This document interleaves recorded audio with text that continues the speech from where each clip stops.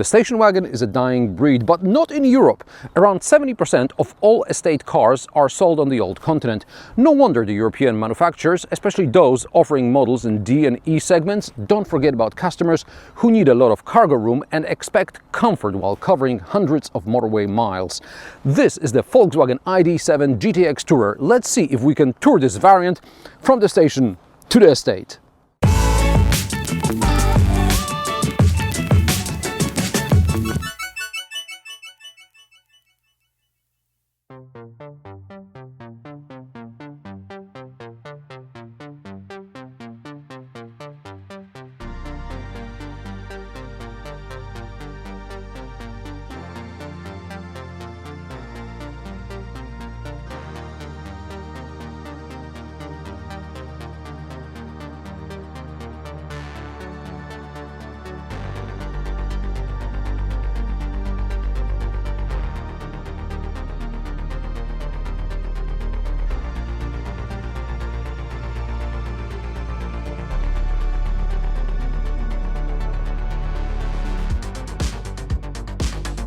About a year ago, I reviewed the ID.7 in liftback form with a standard 77 kWh battery. The car was slightly larger than the Passat and the Arteon and had a much longer wheelbase. The same can be said about the Tourer, although not about the boot.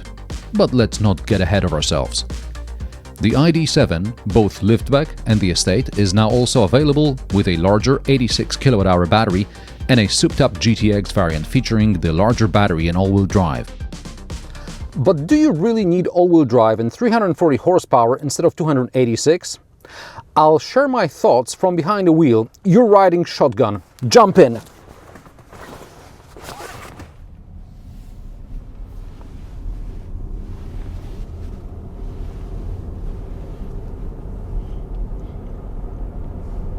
I'll start with comfort. The ID.7, regardless of the battery and power output, is a comfortable and easy to drive car. Sure, it's large by European standards, but that's not a problem on a dual carriageway, and one can also get by around town. Unless one attempts to park in an underground car park, which is only accessible via a lift, a few centimeters longer than the ID.7 Tourer. And as you've probably guessed, the car park was also quite tight, but I managed. Here's my first complaint about the all-wheel drive version. Its turning circle is over a meter larger than that of the rear-wheel drive version, and you can feel it not only in a tight underground car park, but even in my driveway, in which I have to reverse park at 90 degrees. This time I didn't even bother to teach the park assist to remember the parking maneuver because my gate always tripped the emergency brake. Fortunately, I managed to turn it off and then I parked smoothly, but only on my own. Another problem with the all-wheel drive version is, paradoxically, lack of stability at higher speeds. While driving on dual carriageway, I encountered some crosswind, and then slight correction with the steering wheel caused the car to start snaking slightly. This can be replicated on a straight road by making marginally stronger steering inputs. It's likely that the front and rear motors are poorly calibrated. And the last issue I have with the GTX is higher energy consumption. According to the spec sheet, the GTX Tourer uses about 17 kWh per 100 km in the combined cycle, while the rear-wheel drive version uses about 14 kWh. Interestingly, the 77 kWh battery Tourer is slightly less efficient than the 86 kWh battery variant. What's it like in the real world? I'll admit that having over 80 kWh at my disposal, I decided to give the ID.7 some beans, and on a 350 km trip from Warsaw to Wrocław, I may have driven a bit faster than the speed limit. To make things even more challenging, we had crosswinds, sometimes replaced by headwinds, and we've also had some snow going too and heavy rain on the return leg of the journey. As a result, energy consumption in places reached 25 kWh per 100 kilometers. It's easy to calculate that instead of claimed range of around 580 kilometers, I had to find a charging station after driving only 300 kilometers. And if it were a suitably fast charger, the ID7 with a larger battery accepts up to 200 kilowatts, which means DC charging from 10 to 80% in 26 minutes. Additionally, if I were planning a charging stop other than suggested by SatNav, I could manually activate battery conditioning to ensure faster charging. Unfortunately, the charger wasn't particularly fast, and the area did not resemble the elegant service areas I know from Germany. At least the coffee at the nearby petrol station was decent, and the toilets were clean, not a given, judging by the surroundings. There was no charger at the hotel, but at least they didn't make a fuss about driving an electric car into the underground car park. So I charged on the street the next day. It took long enough for a walk around the city center. Volkswagen driver assistance systems these days are hit and miss. Pun intended. Either they're overzealous, like on the new Tiguan, or excellent, like on the Passat and the ID7. Even in torrential rain, the adaptive cruise control with lane keeping assist guided me on the motorway, and the lane change assistant worked well as well. I also like to use VW's Travel Assist in city traffic. With the distance to the vehicle in front set to minimum, no one cuts me off. And when a car in front of me stops in traffic and then gets going again, the ID7 will resume driving as well. I'm sure there is some time or distraction threshold, but I haven't reached it. It's worth turning on the system that adapts the speed to the road ahead, i.e. it'll slow down before turns and intersections, and it's also worth to decouple the traffic sign recognition from the adaptive cruise control. Traffic sign recognition is unreliable no matter what car brand or segment. That's why I also turn off ESA. But due to current regulations, I have to do this every time I start the car. And the ID7 turns off immediately after you open the driver's door.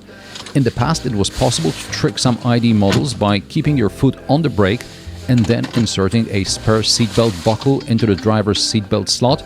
But I guess the engineers realized that some people were doing this and probably updated the software. This annoys me in modern cars. I understand that sometimes an update can fix a glitch, but sometimes it also introduces changes I didn't ask for. So, the ID7 is comfortable, easy to drive, it has good, at least for now, driver assistance systems. Only the forward collision warning system warned me twice a bit too early in my opinion. On the other hand, maybe it's better because the brakes on the ID7 GTX seem to work the same as on the 77 kilowatt-hour battery model I reviewed a year ago. Now I can say with full confidence that the ID7 is simply under-braked, considering its weight and performance. This car weighs over 2,300 kilograms and accelerates from 0 to 100 kilometers per hour even faster than the claimed 5.5 seconds. I managed to achieve 5.3 seconds, and I was marginally quicker in comfort mode than in sports mode. But when I had to stop this heap of battery, I could smell the brake pads for a long time, and that's just after 2 hard, but not emergency braking stops. The suspension copes well with the high mass of the vehicle, even though 20-inch rims with low-profile tires are of no help in this department. On uneven surfaces, you can sometimes hear some knocking noises, but I do not rule out that this time it's actually some element of the vehicle interior rather than dynamic chassis control. The cockpit is roughly the same as in the ID7 liftback I reviewed a year ago. We have different upholstery and GTX badging on the seats. Other than that, we have large door pockets, a wireless charger, very deep storage compartment under the armrest, and an average size glove box. And I also found where the energy consumption data when the navigation is turned on appears on the head-up display. You have to change the view and then the assistance systems disappear and the energy consumption reappears. No, this is not a good solution. Maybe it would be worth improving this and giving up, I don't know, for example, air vent adjustment by touchscreen. There is still plenty of legroom in the rear seat and perhaps a bit more headroom here. There are also large door pockets, numerous pockets in the seat backs, third-zone climate control, USB-C ports, a flat floor, an armrest with cup holders, and a pass-through to the boot. The backrest can be adjusted to an almost vertical position, thus increasing the cargo space.